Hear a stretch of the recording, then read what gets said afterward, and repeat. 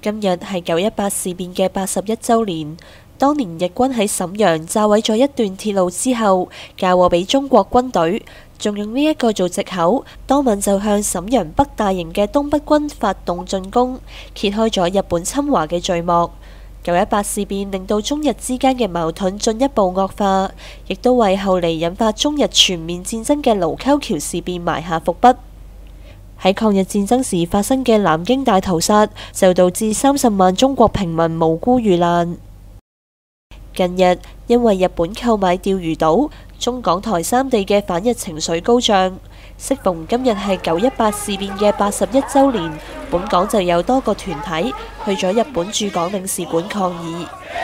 罷買日貨，罷買日貨，無望國恥，無望國恥，罷買日貨，罷買日貨。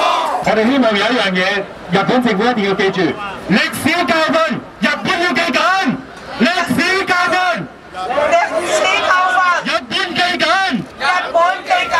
日本政府冇正視侵華嘅歷史，甚至否認侵華歷史，而家仲係變本加厲，進一步侵略我哋嘅祖國領土釣魚台。我哋都好憤怒啊！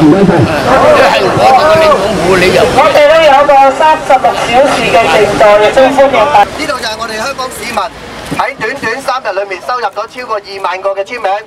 我哋後面呢個 banner 都係，我哋好想表達一個清楚嘅訊息：釣魚台係中國嘅，希望日本滾出釣魚台，日本滾出釣魚台。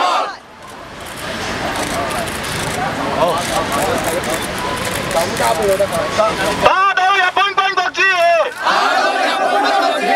日本滾出釣魚台！日本滾出釣魚台！打倒日本政府！打日本政府！抵制日貨！抵制日貨！赤焰神太郎下台！赤焰神太郎下台！打倒日本政府！